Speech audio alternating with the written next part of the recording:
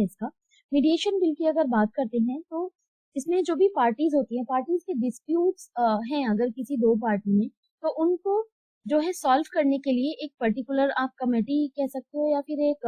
Organisation कह सकते हो, उसको जो है बनाया जाता है और उसकी वजह से ये मीडिएशन करने की कोशिश की जाती है दोनों पार्टी के बीच में। And why it was in news, parliamentary standing committee ने ये सजेस्ट किया and standing committee on law and justice recommended substantial changes to the mediation bill 2021। अब इस मीडिएशन बिल की बात करते हैं। About mediation bill, it is a form of alternative dispute redressal, यानी कि आप कोर्ट में ना जाके और इसी यूनिट पे जाके अपना जो है डिस्प्यूट है उसको डिस्कशन कर सकते हो। Third party, independent third party होगी या मीडिएटर कह सकते हो आप, और वो जाके इसको मीडिएशन को कंप्लीट करेगा। अब मीडिएशन उसके लिए कुछ इंपॉर्टेंट पॉइंट्स हैं जो कि बोले गए हैं, जिसमें कि इम्पोज नहीं करेगा जो मीडिएटर होगा अपनी बातें, पहले वो दोनों पार्टी को सुनेगा अच्छे से और उसके बाद जो है कंड्यूसिव एनवायरनमेंट जनरेट करेगा उनके लिए और उसके बाद ट्राई करेगा डिस्प्यूट सॉल्व करने का। दूसरी चीज है 2019 के लिए India became the signatory to Singapore convention on mediation bill, and ये जो है बात करी गई बट नॉट येट रेटिफाइड, यानी कि इसको रेटिफाई नहीं किया गया अभी तक इंडिया के द्वारा। It provides a framework for cross-border enforcement of the settlement agreement resulting from international mediation, यानी कि इंटरनेशनल मीडिएशन के लिए भी जो है फ्रेमवर्क तैयार करेगा ये, और जो भी क्रॉस बॉर्डर इन्फोर्समेंट है उसके और सेटलमेंट के लिए भी। मीडिएशन इंडिया की अगर बात करते हैं, मीडिएशन में सेक्शन 89 जो है कोड ऑफ सिविल प्रोसीजर 1908 जो इंसर्ट किया गया था 2002 में, इंट्रोड्यूस किया गया mediation as one of the means of settlement dispute. तो ये एक तरीका है डिस्प्यूट को सेटल करने का। आर्बिट्रेशन एंड कंसिलिएशन एक्ट 1996 बात करता है designate the use of mediation without court intervention, यानी कि आप बिना कोर्ट में जाए जो है ये बिना कोर्ट की इंटरवेंशन के भी आप अपने जो भी प्रॉब्लम्स हैं या जो भी डिस्प्यूट है उसको इजीली सॉल्व करवा सकते हो मीडिएटर के थ्रू। कंज्यूमर प्रोटेक्शन बिल की बात करें अगर 2015 का, मीडिएशन डिस्प्यूट जो है फर्स्ट इंस्टेंस का अगर जो भी कंप्लेन फाइल हो रही है तो उसको बिना रिड्रेसल एजेंसी से पहले ही उसको ट्राई करा जाए कि उसको डिस्प्यूट को सॉल्व किया जाए। अब ये आया 2021 का मीडिएशन बिल इंट्रोड्यूस किया गया पार्लियामेंट में, इसके कुछ पॉइंट्स हैं तो मुझे लगता है कि इससे ज्यादा बहुत कुछ इसमें पूरा डिटेलिंग है क्योंकि, और ये जो है आप खुद से भी पढ़ सकते हो कि इसमें कुछ कुछ चीजें हैं जो ये पॉइंट है, जैसे कि प्री लिटिगेशन मिटिगेशन है कि लिटिगेशन से पहले का जो भी मिटिगेशन हो रहा है डिस्प्यूट में, जो डिस्प्यूट सेटल करने वाला जो बंदा है वो ठीक है कि नहीं, माइनर हो या फिर अनफाउंडेड माइंड हो इन्वॉल्व, क्रिमिनल प्रोसीजर में इन्वॉल्व ना हो, और effective rights of third party जो भी इसका है तो वो कंप्लीट करना है। एप्लीकेबिलिटी की बात करें तो मीडिएशन कंडक्ट इन इंडिया, ये जो है चीजें कुछ कुछ प्रोसेस हैं ये आप देख लेना एक बार। Mediation process, mediator and mediation council of India अगर इसमें आता है, क्योंकि इसमें से इतना इंडेप्थ नहीं पूछा जाएगा। राइटिंग में अगर आप देखोगे कि ये चीजें जो है मेंस के लिए पर्सपेक्टिव से हो सकती है, बट इतना इंडेप्थ इसमें नहीं आएगा मोस्ट प्रोबेबली, क्योंकि ऐसा आज तक इस टाइप के क्वेश्चन नहीं आए हैं। अब बात, क्योंकि ऐसे तो बहुत सारी जो इम्पोर्टेंट चीजें हैं हमें वो ज्यादा देखनी है, तो हम इस टाइप के जो टॉपिक्स को है थोड़ा साइमल्टेनियसली छोटा छोटा कवर कर सकते हैं। अब जो मेनली एक चीज और इन्फॉर्मेशन है ये थोड़ी सी ठीक लगी मुझे, तो ये हम देख सकते हैं एक बार। Yes, new Delhi international arbitration centre amendment act जो बात करते हैं 2022 का, इसमें act and amendments new Delhi international arbitration centre 2019 का रिमेन द न्यू दिल्ली, यानी कि न्यू दिल्ली में ही रहेगा। इसके जो भी आप बात करते हैं manner of conduct and arbitration, ADR will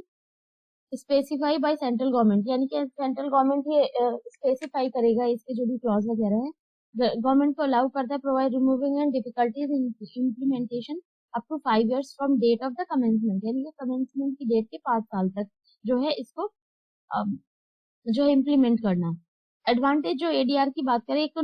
low cost है, बहुत ज्यादा लंबा प्रोसीजर नहीं है, बर्डन भी कम कर देगा ये जो है नॉर्मल लॉ बॉडीज का, और उसके बाद जितने भी डिस्प्यूट्स हैं उसको इजीली सॉल्व किया जा सकता है। उसी तरीके से अगर बात करते हैं इंटरनेशनली, तो फॉरेन आर्बिट्रेशन अवार्ड 1955 या न्यूयॉर्क कन्वेंशन भी बोला जाता है, और बायलेटरल इन्वेस्टमेंट ट्रीटीज है, उनको देखते हुए भी ये वाइडली जो है रेडिली इन्फोर्सेबल है due to convention and recognition of enforcement, जो फॉरेन आर्बिट्रेशन है उसके लिए। अब registration on press and periodicals की बात करते हैं। So, why it was in news, government decided to introduce a bill aimed at revising press and registration of the book, यानी कि PRB Act 1867। इसमें जो है बात करी गई 80 जो न्यूज में था 1867 एक्ट था, help the government control press regulations book publishing, जितने भी अगर किसी की बुक है उसमें उल्टा सीधा लिखा हुआ है या प्रेस ने कुछ उल्टा सीधा छाप दिया या कोई क्लब है, फ्रीडम स्पीच है, freedom of speech and expression के थ्रू, तो ये जो है आप कह सकते हैं कि रजिस्ट्रेशन बुक एक्ट या फिर registration on press and periodicals bill है, उसके थ्रू जो है ये आप कह सकते हैं कि कंट्रोल किया जा सकता है। The print and every newspaper had to deliver 2 copies of each issue of such newspaper free of expenses to the government and 1 copy of each to the press registrar, यानी कि प्रेस रजिस्ट्रार के office में भेजना और एक government office में भेजना होगा उनको। दूसरी चीज आई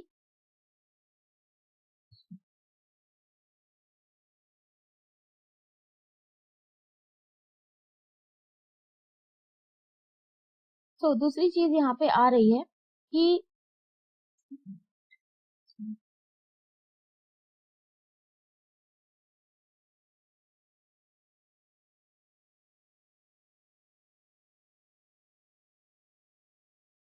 यहाँ पे जो दूसरी चीज आती है कि एवरी बुक और printed paper shall be printed legibly, यानी कि वो पूरा दिखना चाहिए on it name of the printer and the place of printing, name of the publisher and the place of publishing, यानी कि जो कहाँ का छप रहा है, वो किसके नाम से छप रहा है, कौन उसको छाप रहा है, ये सारी चीजें विजिबल होनी चाहिए प्रॉपरली। अब मेन ऑब्जेक्टिव क्या है इसका? मेन ऑब्जेक्टिव है to bring digital media under the scanning of the ministry of information and broadcasting, यानी कि उसको स्कैन करना या आप कह सकते हो कि प्रॉपरली अच्छे से देख रेख कर सकते हैं ministry of information and broadcasting इसको। दूसरी चीज आ रही है रजिस्ट्रेशन की। डिजिटल न्यूज मीडिया पब्लिकेशन जो है उसका जो है दायरे में आना चाहिए रजिस्ट्रेशन के, and then press registrar general within 90 days, यानी कि 90 दिन के अंदर उनको registration. Power of entity, government entity will have power to act against digital publication for violation, यानी कि किसी भी तरह का वायलेशन करना उसको सस्पेंड कर सकता है, कैंसिल कर सकता है रजिस्ट्रेशन को, और जो है पेनल्टी इम्पोज कर सकता है। अब इस पे सिंप्लीफिकेशन की बात करते हैं इसकी, तो सिंप्लीफाई किया गया सिंपल सिस्टम से ऑफ रजिस्ट्रेशन और ई पेपर और remove certain existing provision concerning registrar of the book and concern matter, यानी कि इसका जो भी कंसर्न मैटर है उसको दिखाना, उसको ये जो पूरा प्रोसेस है उसको सिंप्लीफाई करना। अब इसकी जो हिस्ट्री की बात करें, brief history of the act. Legacy beginning from censorship press act 1719, यानी कि इतना पुराना चल रहा था लॉर्ड वेलेस्ले के टाइम से। उस टाइम पे क्योंकि वर्नाकुलर प्रेस वगैरह होती थी और जिसमें कि बहुत सारे जो फ्रीडम फाइटर्स होते थे, तो वो जो है अपनी जनता को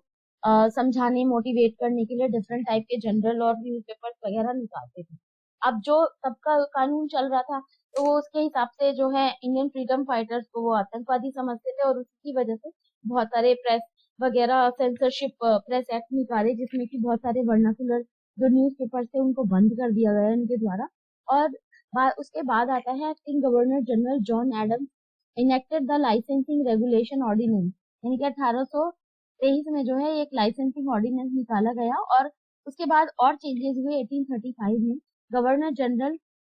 Metcalfe abolish the ordinance to replace it by the press act, यानी कि जो है मेटकॉफ ने ये प्रेस एक्ट निकाला 1835 में। लाइसेंसिंग एक्ट आया 1857 में, जो कि newspaper printer printed matters and all books under preview of the law, यानी कि इनको न्यूज़पेपर हो चाहे जनरल हो प्रिंटेड मैटर जितने भी हो उनको जो है लॉ के दायरे में लेके आया जाए। और currently PRB act 1867 aimed at curbing what British government thought was role of press in revolt of 1857, यानी कि 1857 का जो रिवोल्ट था, यानी 1867 एक्ट ने ये जो है चीजें देखी कि भाई ये क्या प्रॉब्लम हुई थी उस टाइम पे, और ये कब आउट किया गया, और उसी को कंट्रोल में रखने के लिए जो है ये एक्ट आया था। अब रूल मेकिंग अथॉरिटी की अगर बात करते हैं, सेंटर एंड स्टेट गवर्नमेंट इसकी रूल मेकिंग अथॉरिटी होंगी, और ये फ्रेमवर्क अप्रोच किया जाएगा rules and register to regulate criteria, जो भी कंडीशंस होंगी उसकी, किस तरीके से न्यूज़पेपर छापना है एडवर्टीजमेंट के लिए, या फिर किसी भी एक्रेडिटेशन ऑफ द न्यूज़पेपर, सच जो भी फैसिलिटीज है न्यूज़पेपर की, वो सारी चीजें देखना। अब एपेलेट बोर्ड की बात करें, appellate board to be called press and registration appellate board. तो ये कुछ थोड़ा सा और बचा है, ये पढ़ लेना, बहुत इंपॉर्टेंट मुझे नहीं लगा इसके अलावा। बस आप जो है थोड़ा हिस्ट्री वाला जो ये छोटा कॉलम है ये देख लेना। उसके अलावा इसमें जो है क्यों न्यूज में था, और जो सेंट्रल और स्टेट गवर्नमेंट इसके लिए रिस्पॉन्सिबल है, बस इतना ही याद रखना इसमें। ठीक है, अदर इम्पोर्टेंट न्यूज की अगर बात करते हैं,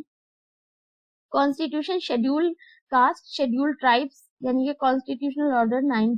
अमेंडमेंट एक्ट अमेंडमेंट बिल 2022 की बात करते हैं, राज्यसभा में पास हुआ। Constitutional order amendment bill 2022,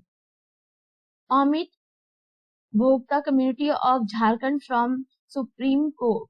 from Supreme Court list and include them in the scheduled tribe list along with other communities, यानी कि इनको जो है शेड्यूल्ड ट्राइब लिस्ट में शामिल किया गया, झारखंड की ही नहीं। ठीक है, आर्टिकल 341 और 342 बात करते हैं कॉन्स्टिट्यूशन के। First, specification of SC/ST relation to a particular state और union territory is notified by the president, यानी कि प्रेसिडेंट नोटिफाई करेगा कौन सी जो है कम्युनिटी को SC/ST कम्युनिटी में लाना है, आई मीन कौन सी कास्ट को, और या फिर governor of state, concern state. These orders can be modified subsequently only through an act of parliament, और ये जो भी कुछ भी चेंजेस किए जाएंगे इसमें, ये एक्ट ऑफ पार्लियामेंट के थ्रू ही किए जा सकते हैं, यानी कि पार्लियामेंट में एक एक्ट लेके आया जाएगा और उसी के थ्रू जो इसको पास किया जाएगा, और फिर जो है इसमें जो भी चेंजेस किए जा सकते हैं। Additionally for tribes to SC list as part of constitutional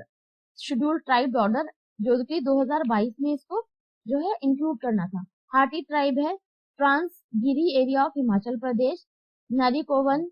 and Kurivikkaran hills tribes of Tamil Nadu and Binjhia Chhattisgarh, यानी कि ये जो 4 ट्राइब्स हैं इनको इंक्लूड करने की बात हो रही है। Hatti tribe closed knit community, जो कि आती है name from their traditional occupation selling home grown crops and vegetable meat वगैरह के लिए जो है हाटी ट्राइब को नाम दिया गया, और उसी के हिसाब से इनका नाम पड़ा। नरिकोब्रना जेकॉल कैचर, यानी कि जो है गीदड़ होते हैं जेकॉल, उनको पकड़ने वाले, एंड करुक विकारासा बर्ड ईटर्स हैं ये, एंड नोमैडिक ट्राइब्स हैं, यानी कि एक जगह से दूसरी जगह जो है ये मतलब रहते हैं, यानी कि एक जगह इनका डेरा डालते हैं, फिर दूसरी जगह जाते हैं, फिर तीसरी जगह, इसी तरीके से नोमैडिक लाइफ जीते हैं। अब उसके बाद आती है Binjhia ethnic group founded in Orissa and Jharkhand, have rich heritage of traditional and cultural things. तो ये जो है ट्रेडिशन एंड कल्चर की वजह से इनको, चौथी जो ट्राइब है, तो ये जो है काफी इंपॉर्टेंट पोर्शन है, इसको अच्छे से करना है। तो इसीलिए ध्यान रखना कि क्या हमारे लिए इम्पोर्टेंट हो सकता है, क्या नहीं हो सकता, क्योंकि ऐसा डायरेक्टली नहीं पूछा जाएगा कि कौन कौन सी ट्राइब्स हैं, बट ऐसा ये पूछा जा सकता है कि कहाँ से है। एक तो हो गई छत्तीसगढ़, सॉरी, एक तो हो गई झारखंड एंड उड़ीसा से, दूसरी ट्राइब जो हो गई न्यूमेडिक ट्राइब हो गई तमिलनाडु से, एक हो गई हिमाचल प्रदेश से, और एक हो गई छत्तीसगढ़ से। तो ये जो है 4 स्टेट से याद रखनी है, और ये ट्राइब्स का नाम हाटी ट्राइब, नबी को रवना ट्राइब, एंड तीसरी है कुरु विका रासास और विंझिया एथनिक ग्रुप। तो ये जो है 4 ट्राइब्स हैं शेड्यूल्ड ट्राइब्स जो कि इंक्लूड की जाएंगी। Betta Kuruba community in scheduled tribes category, Lok Sabha has passed bill to give tribal status to Betta Kuruba community. और उसके बाद एक और ये भी आती है, community has been living in Chamarajanagar, Kodagu and Mysore district of Karnataka, community involve collection of the forest produce, यानी कि बैम्बो वगैरह से जो भी, क्योंकि ट्राइबल जो होते हैं वो अपना जो भी भरण पोषण उनका चलता है, जितने भी फॉरेस्ट प्रोड्यूस है मोस्टली उसी से ही करते हैं। क्योंकि एजुकेशन वगैरह पे बहुत ध्यान दे नहीं सकते, उनका एक एथनिक ट्रेडिशन और कल्चर होता है, उसको जो है और गवर्नमेंट भी बोलती है कि उसका सेफ गार्ड किया जाए, क्योंकि बहुत सारी ट्राइब्स ऐसी हैं जिनके बहुत रिच हेरिटेज एंड कल्चर है उनका, तो उनको डिस्टर्ब ना किया जाए। They have their own dialect with no script, use primitive hunting tools and follow animism, यानी कि एनिमिज्म वगैरह को ये लोग जो है फॉलो करते हैं। एंटी कन्वर्जन बिल की बात करते हैं, काफी ज्यादा जो है ये न्यूज में भी था, वैसे हिंदू मुस्लिम और इस टाइप की चीजें काफी ज्यादा चल रही हैं, तो लेट्स डिस्कस ये है क्या। कर्नाटका लेजिस्लेटिव काउंसिल ने पास किया है Karnataka right to freedom of religion bill, और इसमें जो बात करी गई है, to date there has been no central legislation restrictions और रेगुलेशंस रिलीजियस कन्वर्जन, यानी कि कोई ऐसे सेंट्रल जो है रेस्ट्रिक्शंस नहीं, लेजिस्लेटिव रेस्ट्रिक्शंस नहीं है रिलीजन को जो है कन्वर्जन की। Several states like Orissa, MP etcetera have enacted legislature to restrict religious conversion by courts, fraud और इंस्ट्रूमेंट, यानी कि किसी को जो है आप धर्म परिवर्तन ऐसे नहीं करवा सकते, और उसके लिए एमपी और उड़ीसा ने ये ऑलरेडी लेजिस्लेटिव इनेक्टमेंट किया हुआ है या ये लॉ बनाया है। Supreme court in rev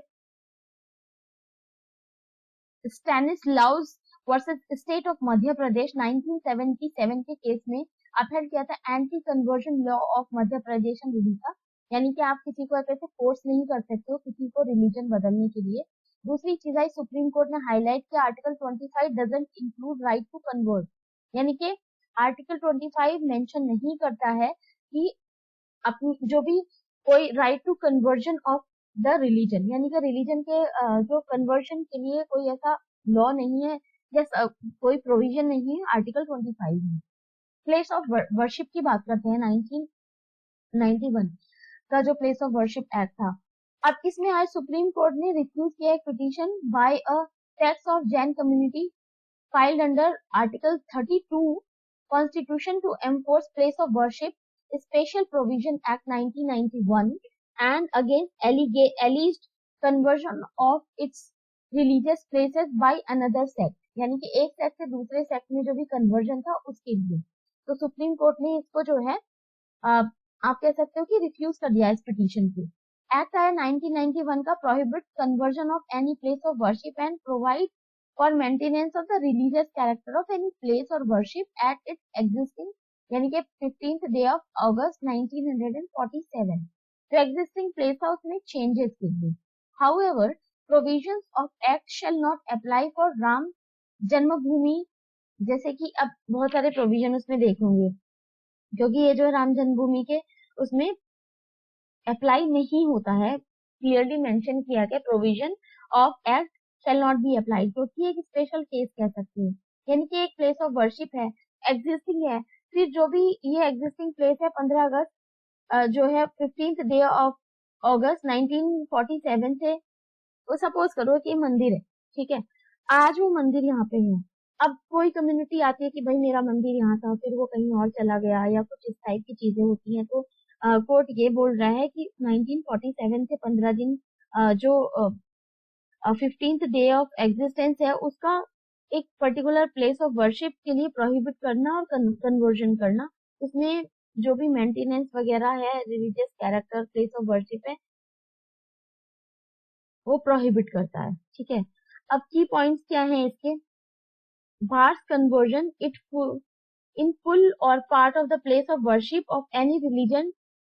denomination into a place of worship of a different religious denomination, यानी कि एक प्लेस ऑफ वर्शिप, सपोज करो कि भाई ये कह रहा है पहले मेरा मंदिर था यहाँ पे, कोई कह रहा है मेरा यहाँ पे जो है चर्च था, तो ये अब ये चीजें कैसे जो है जस्टिफाई की जाएंगी कोर्ट के द्वारा, which is very very difficult and और इवन अ डिफरेंट सेगमेंट और same that religious denomination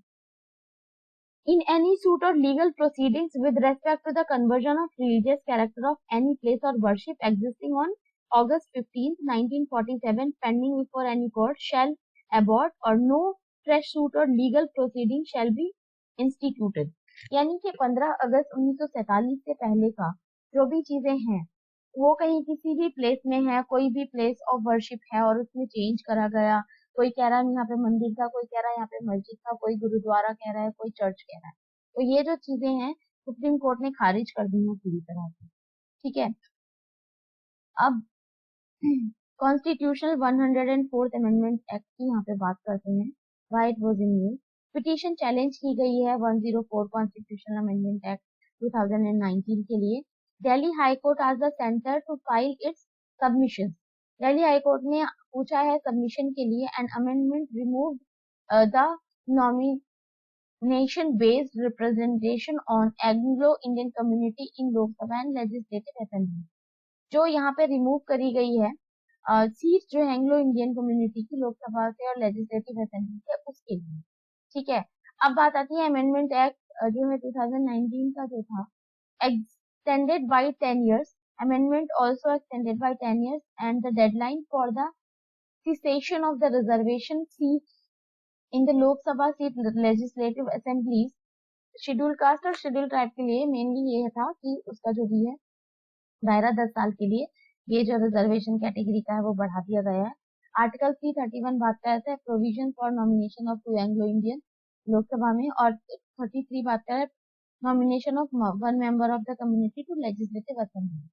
family court की बात करते हैं 2022 का जो बिल है, act to grant statutory cover to already establish family court in Himachal Pradesh and Nagaland has come to court. यानी कि हिमाचल में और जो नागालैंड में फैमिली कोर्ट बनी उनको जो है प्रभाव में लेके आया जाएगा। Act amends family court act 1984 which provide an establishment of family court by states to deal with dispute related to the family and marriages। यानी कि ये जो है फैमिली कोर्ट है वो मेनली डील करेगी जितने भी शादी वगैरह के मैटर हैं और फैमिली रिलेटेड जितने भी इश्यूज हैं वो उन सबको। सेंट्रल गवर्नमेंट एम्पावर करता है और जो भी empower to notify dates for the act and coming to force in the different state. यानी कि डिफरेंट स्टेट में जो सेंट्रल गवर्नमेंट ही ये पावर देता है इस टाइप के कोर्ट को एस्टैब्लिश करने की।